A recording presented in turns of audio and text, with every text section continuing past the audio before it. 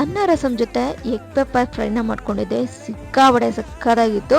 ಒಂದು 4 ಮೊಟ್ಟೆನ ಬೇಯಿಸ್ಕೊಂಡು ಈ ರೀತಿ ಕಟ್ ಮಾಡಿ ಇಟ್ಕೋತಾ ಇದ್ದೀನಿ.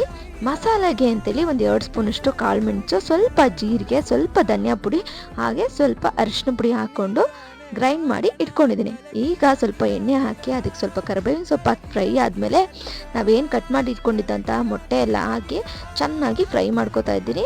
ನೋಡಿ, ಎರಡೂ ಕಡೆನೂ ಕೂಡ ಒಂದು ಸ್ವಲ್ಪ ಎಣ್ಣೆಯಲ್ಲಿ ಚೆನ್ನಾಗಿ ಗೋಲ್ಡನ್ ಬ್ರೌನ್ ಆಗೋವರೆಗೂ ಕೂಡ ಮೊಟ್ಟೆ ಚೆನ್ನಾಗಿ ಫ್ರೈ ಮಾಡಿಕೊಂಡ್ರೆ ಸಕ್ಕತ್ತಾಗಿರುತ್ತೆ ತಿನ್ನೋಕ್ಕೆ. ಈಗ ಏನು ನಾವು ಮಸಾಲೆ ಮಾಡಿಟ್ಕೊಂಡಿದ್ವಲ್ವಾ ಅದನ್ನು ಸ್ವಲ್ಪ ಹಾಕಿ, ಸ್ವಲ್ಪ ಅದಕ್ಕೆ ಚಿಲ್ಲಿ ಪೌಡರು ಮತ್ತು ತೇಜು ಚಿಕನ್ ಮಸಾಲ ಹಾಕ್ಕೊಂಡು ಸ್ವಲ್ಪ ಉಪ್ಪು ಹಾಕ್ಕೊಂಡು ಚೆನ್ನಾಗಿ ಸ್ವಲ್ಪ ಉಪ್ಪು ಖಾರ ಎಲ್ಲನೂ ಕೂಡ ಚೆನ್ನಾಗಿ ಮಿಕ್ಸ್ ಆಗಿ ಸ್ವಲ್ಪ ಡ್ರೈ ಆಗೋವರೆಗೂ ಕೂಡ ಮೊಟ್ಟೆನ ಬೇಯಿಸ್ಕೊಂಡ್ರೆ ಆಯಿತು.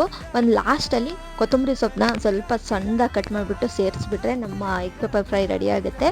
ತುಂಬಾ ಚೆನ್ನಾಗಿರುತ್ತೆ. ಒಮ್ಮೆ ಟ್ರೈ ಮಾಡಿ. ನನ್ನ ಪೇಜ್ನ ಫಾಲೋ ಮಾಡ್ಕೊಳ್ಳಿ. ಬಾಯ್.